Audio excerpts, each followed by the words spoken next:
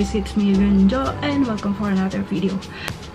Ngayon guys, gusto kong i-share sa inyo kung paano gumawa ng YouTube account or YouTube channel. Ito na nga, unang-una guys, ang unang requirements pag gumawa tayo ng YouTube account, kailangan natin ng Google account or email. So yun yung unang-unang requirements ni YouTube.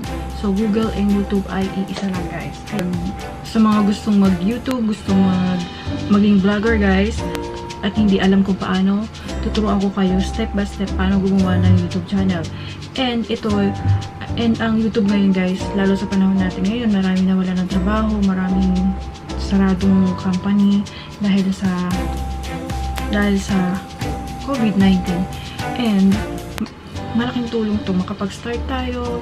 Ano lang naman to sipag, tiyaga, and who knows, di ba? Baka isa sa atin na mag-click ang isang video natin, isa sa mga video natin. Basta post na kayo ng post, isa sa mga video nyo na mag-click, tuloy-tuloy na yun. Yan. Kung tinatanong nyo guys kung may bayad ang pag-register, wala po.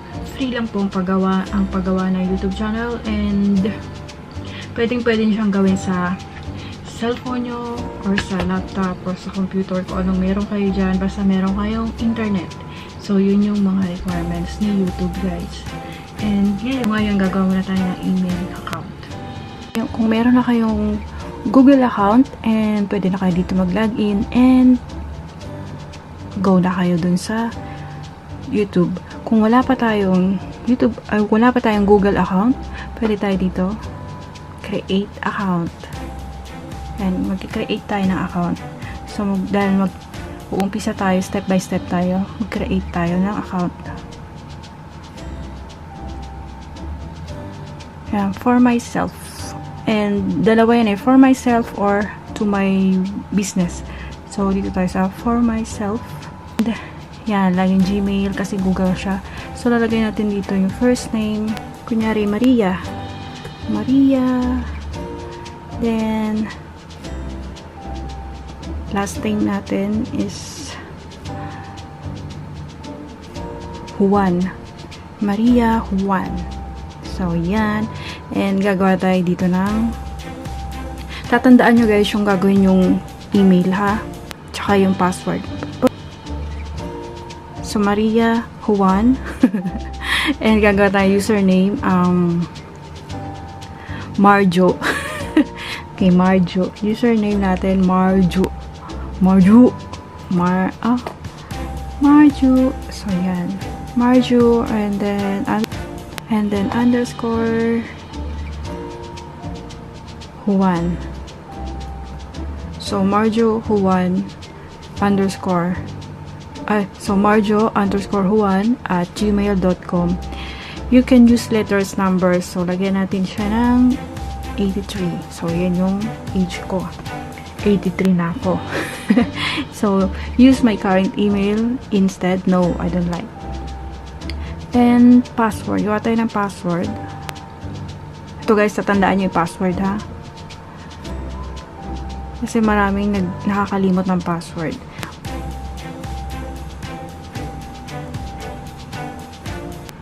Confirm natin. Go away, Corona. Yan. So, yan siya.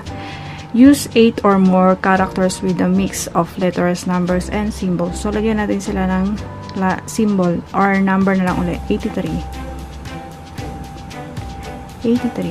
So, para mas madali. And, dito na tayo. Next. So, hindi tinanggap guys yung aking kanina kasi meron na daw gumagamit nun account na yun. And so, ito yung sinuggest nila. May sabi. So, pinalitan ko pala yung nilagay ko is Maria something. Nalimutan ko tuloy. So, ang sinuggest nila sa akin is M. Isabel. Kasi, nilagay ko pala Maria Isabel. So, ang sinuggest sa akin ni Google ay para siyang may Isabel. Pero siya? M.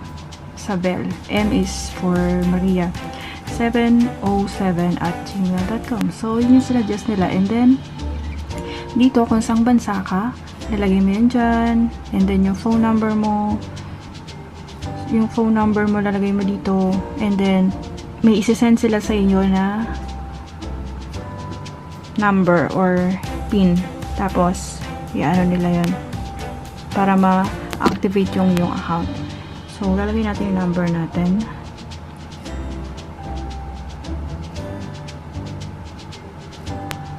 Tapos, may mga question pa dito guys, yung mga recovery, ano mo, pagka nangyari nakalimutan mo, yung email mo, yung password mo, yan dyan, and then, hawak ko, pwedeng hindi na siguro ano natin yan. Huwag na natin yan lagyan, and then yung birth month mo, kung babae ka o lalaki, dito, so lalagay natin. Lagay mo tayong birthday. And, so, ito na guys. Okay na, nag-approve na yung ano natin, account. And, nandito tayo sa may privacy and terms. So, yan lang. I-read nyo lang. And then, agree. Agree mo lang yan. And, tchadan! Meron na tayo. Meron ka ng Google account. So, in yung Google account mo, ang pangalan niya ay hindi ba ako nakapala guys kasi iniba ko na, Juan Mayer. So, yan. Juan Mayer. So, punta na tayo kay Google. Ayan, nandito yung mga yan. Ito yung mga apps. So, punta na tayo kay YouTube. Ito na yung pinaka-account mo lahat. Tada! Yan na. Magsa-sign in na lang tayo guys.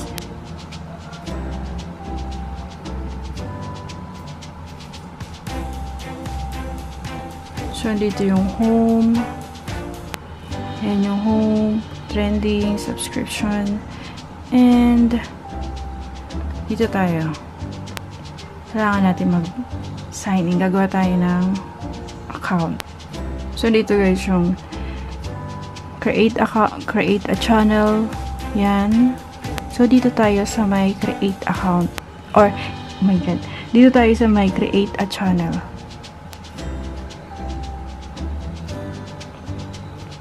Yan. So, your creator journey begins. So, yan na.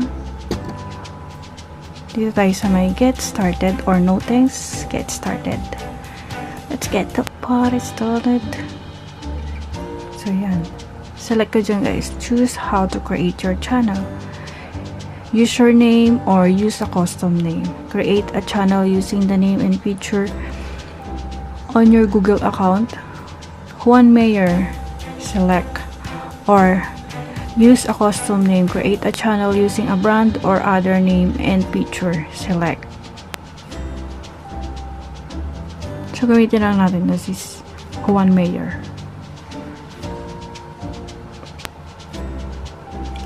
Nice work, your channel Juan Mayer has been created. Upload na tayo ng picture dyan. So, dito guys, pwede na kayong mag-upload ng video nyo. Dito, upload, create a video, and more. And then, and dito yung YouTube apps. And ito yung notification bell. And dito, ito try natin yung papakita ko sa inyo kung saan pwede, kung saan mag-upload ng video. So, yan, upload video or go live. Dito tayo sa upload video.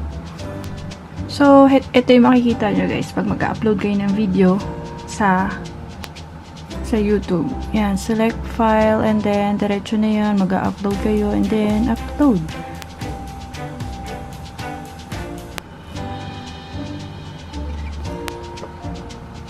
And nandito yung mga iba pang details guys. Ayan, dyan kung paano nyo i-edit yung video nyo, lalagay ng mga details and then yan kung paano kayo mag-a-apply ng monetization. So, meron ditong, andito pa yung Creator Studio Classic. Kasi itong format na to, ito ay bago na to guys. So, ito yung, nandito yung old one. So, try natin. Kasi dito ako masanay sa Classic. Classic tayo eh.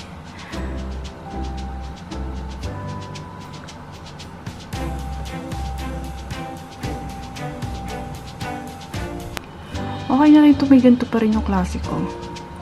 So, andyan, may mga rules guys, mga bagong policy ngayon sa YouTube. Kailangan sundin nyo yung mga yan kung ayaw nyong mawala ang channel nyo. And, dito tayo sa my channel. Yan, makikita nyo dito yung monetization. Yan. So, yan, i-verify nyo yan. Kung susunod na video natin guys, yun yung ituturo ko sa inyo kung paano i-verify ang channel. And, dito yung monetization. Ayan, monetization. Ito yun, dito ka na magkakapera. Pag once na monetize ka na. Yay! Salapi. So, ito, eligible pa siya. So, enable pagka okay na yung channel mo. Kasi may mga requirements ka pang dapat na ma-reach. So, dito natin titignan.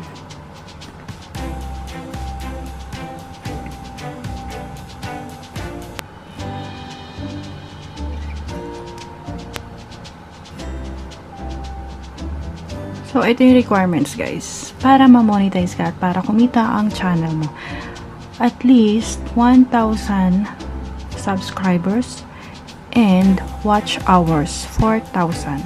So, yan yun guys. Once na ma-reach mo tong dalawang to, you're ready to go para magkaroon ng salapi. Yay! So, yan lang guys. Next time, tuturo ko sa inyo kung paano gawin yung iba. Ngayon, meron na tayong YouTube channel. Pwede na tayo mag-upload. Basta maging consistent lang tayo guys sa pagka-upload. Share natin yung mga ano natin, skills, kung ano man yung mga ano natin, alam ng mga hacks, mga ano, ang mga vlog, random vlogs, and basta upload lang tayo, upload. And yun nga guys, sana may natutunan kayo and sana nasundan nyo step by step yung ating ginawa from Google account and hanggang YouTube. So, yun lang muna guys, yung ibang details. Susunod na video guys, yung paano mag-monetize, paano i-verify ang channel, and marami pang iba. Kaya kung nagustuhan mo ang video na to, please like and subscribe. Salamat again guys, and good night everyone.